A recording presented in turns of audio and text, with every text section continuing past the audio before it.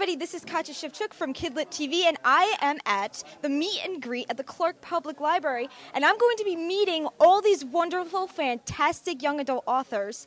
And right here, right now with me is H.D. Gordon. So, how long have you been writing? Forever. Professionally for almost 4 years.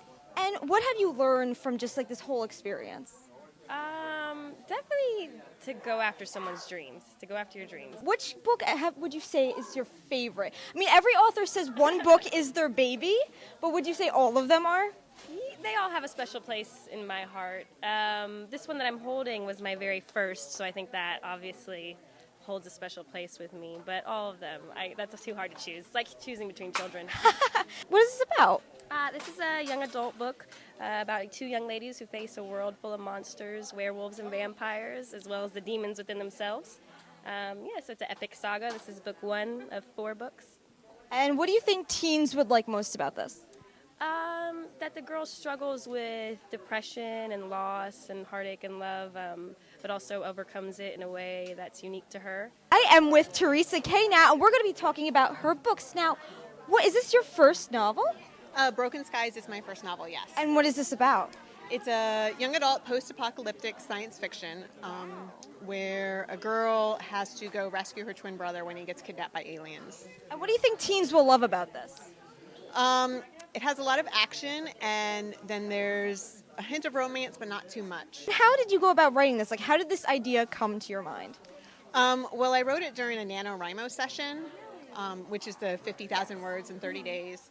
And I really just wanted to write a story about aliens. I am with Eric Nerstedt. Now, Eric, what is your book all about? Well, my book is a series called The Light Rider Journals. It's primarily about a man who gets brought back from the dead and has to basically balance good and evil on Earth, along with a group of beings who are empowered with the elements. So I sort of describe it as the guy who's in charge of keeping the demons and the angels in line. And what would you say that kids and teens would love about this book? Generally, I think kids would enjoy a lot of the characters. I tried to very much think like, what would you really need to make the most successful group, and how would they clash about each other? So there's definitely that sort of Avengers-style bickering in there, but when they do come together, it's a tremendous thing to behold. And how did you come up with the idea? 16 years of inspiration and a year and a half of writing. It came from a lot of things. I've always been a huge reader, and so I try to take as much as I can from books I read, like Stephen King, Lord of the Rings, the Dragonlance series, and there were things from comic books. There's parts of The Legend of Zelda in this book somewhere. Oh my gosh, and I'm a huge Legend of Zelda fan. Yeah, trust me, when you meet some of these characters, and if you played Ocarina of Time, you're going to know some of these people right away. I am with author Amy Evans to talk about her book, Clicks. Now, what is Clicks about? Clicks is about a unique archipelago set of islands off the coast of California with a unique mythology about twins, lifeguards, and dolphins. And how did you come up with the idea? The dolphins have been kind of chasing me through a variety of projects. I was in the Yucatan Peninsula doing some research with them way back, in a previous life. And then I got hired to do a pictographic language for girls to talk over cell phones with dolphins. That's amazing. It's amazing, and it's more amazing to actually get paid for something like that. It's really incredible. And then they just kind of wouldn't leave them alone. I couldn't stop with the research, and they're just been kind of under attack. If you look at the way the environment is a little bit under attack, dolphins are a sentinel species, so what happens to them is going to happen to us. So when you start seeing mass mortalities and infertility, to me there was just not a very big leap to think about, okay, what if there's a culture that's very tied to dolphins and they live their lives in the water very much like dolphins do, what would happen to them? So what do you think teens will love about this book? Well, I think that there's a lot of different things depending on what you're interested in. There's a big surf competition, so the characters are lifeguards and they're really into extreme rescue. The island has 40-foot waves. It's got major eye candy. It's kind of like an endless summer. Yes. So it's like a beach book that kind of takes you on a very wild ride if you like action adventure. There's definitely romance. There is a love triangle kind In of. all YA, there usually is. There's the male lead is his name is Blake and his brother's name is Caleb. There's a lot of twins in here, and they all have anagram names, which people really seem to like. So Blake and Caleb are polar opposites. They are mirror twins. So what one has on the left, the other has on the right, and they don't get along. They oppose one another. And the female lead, Cammie, has been involved with both of them in a friendship level forever. And at the beginning of the book, there's kind of like a shift in the universe, and all of a sudden she goes from being closer with one to the other. I am with Roseanne Kirstek. So, tell me about your book, Roseanne. Well, it's called And I Thought About You, and I got the idea from a bedtime ritual that my older son and I had when we were living and I was working in Hong Kong. And I'm also an educator, and I wrote a professional book for teachers called Teaching Writing with Picture Books as Models, and I've always been a writer, so I thought, you know what, let's marry my professional and personal lives, and I thought that would really make a great picture book story, and I really wanted to share the joy of the ritual with lots of other people. So this story, while it's based on the ritual that my son and I had, it's not it's not exact, for sure. And this particular book is about a welcome home ritual that a working mother and her son have.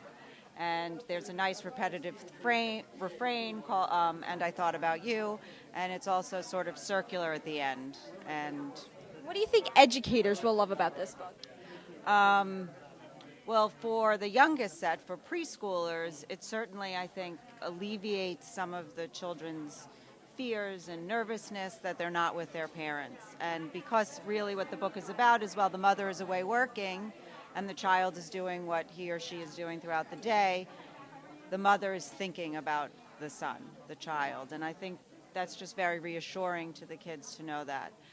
As they get through the older grades, there's a lot of craft moves that can be demonstrated through the book. The notion of the repetitive refrain, the circularity of it, and then also there's quite a bit of onomatopoeia in it, which is so fun to read with kids and really get them engaged with the story. And as an educator, how have you seen the world of education changing over the years? Oh, wow. It's changing a lot. It's constantly changing, and the pendulum is always swinging between sort of explicit, fragmented instruction and then sort of whole text, literature-based instruction. And I think it depends what school you're in, what classroom you're in, and obviously with the Common Core standards, there was a large influx of nonfiction into the elementary and middle school grades across the curriculum, which is a wonderful thing. But in some cases, it was at the detriment of fiction. But I think that educators and parents and even policymakers are understanding and realizing the value of narrative and story and fiction for kids, and I think that balance is coming back. I am with Eva Natiello. And Eva, what is this book all about?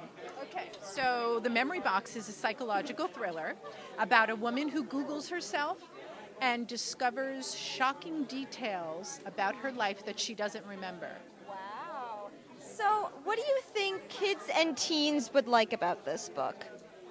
Well, I have a couple of different theories about that, because although I didn't have teens in mind when I was writing it, I recently found out that it's on a required reading list at a high school, and I thought to myself, that makes a lot of sense to me. I have heard over and over again from people who've read the book in 1 or 2 days. It's a very fast read. And a lot of people who have not read books in a long time, because now they read, Facebook posts, Twitter, magazine articles, they're not used to maybe reading a long format. And so part of the real nice aspect of the Memory Box is it's very fast. It's a quick read. So I think kids love that.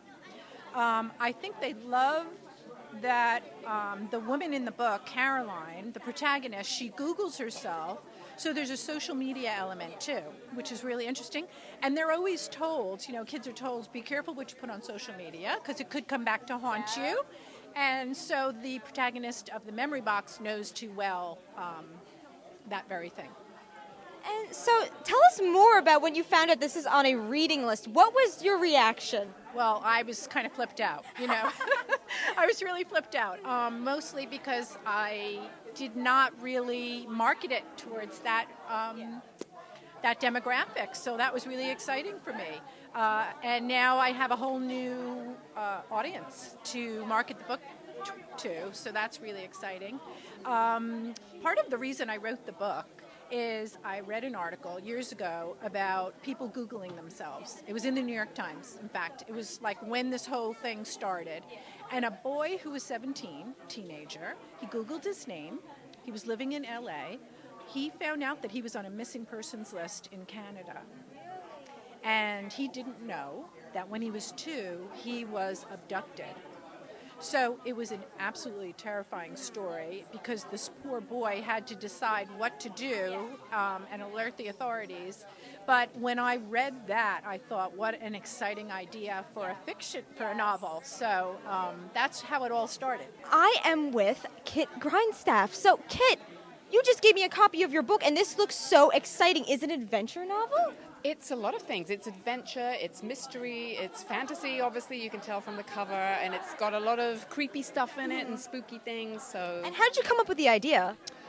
Oh, wow. How did I come up with the idea? You know, I actually, I was taking a writing course, and they sent us away to write out 3 quick synopses, and they said, make it no more than a paragraph, 2 or 3 sentences, and I wrote one, I thought that's really boring, I wrote a second one, oh, that's better, and then suddenly, out of my pen, came this idea of a girl who's been abducted as a baby, is taken to a castle in the middle of nowhere surrounded by mist, and that just fell out of my head, and I was like, oh, I have to know more about this, you know? Sometimes that's how great ideas come. And what do you think teens and kids would love about this book? Well, I think they would love Gemma, the main character, because she's plucky and she's also got a lot of flaws. I mean, like she keeps doing things impetuously and keeps getting herself into trouble from doing things impetuously. But she's got these 2 adorable rats who are kind of like her wisdom keepers, and they are telepathic and they can communicate with her telepathically, and they kind of guide her and help her. So they'd like the adventure, I think, and a lot of people who've read it love the creepy bad family too. So, you've been to NJSCBWI before, have you? I have. And what do you like most about it? I love the fact that there is such a great ratio of agents and editors to the amount of attendees that you can really get to talk to people there. Whereas at the bigger conferences, you can't. And at some of the smaller conferences, they just don't get that many agents and editors there. They also offer some great workshops. And so there's really something for every one of them. And what do you think, now, if I were to, be friends with these rats, do you think that they would be friends with me? Oh, sure. Absolutely. I'll tell you something. I used to hate rats. I used to be terrified of them, and, because I come from London, and, rats there are big and creepy, and sewer rats. But so when I started writing the book, I thought Gemma, because she lives in this moldy old castle with these nasty people who she thinks are her family. I'm not going to say more. I know how that is. Yeah. But she doesn't really feel at home there, so she had to have some friends. And I thought, well, what would you find in a castle, and what else but rats? So I gave her these 2 rats. They developed over time, and by the end of draft 1, my fear of rats had gone away. Really? I love these guys so much. But, I'm no longer afraid of rats. Wow. I see a rat now, I'm like, oh, it's so cute. Look, there's one now. Also, thank you so much for your time, and we're going to support this book all the way.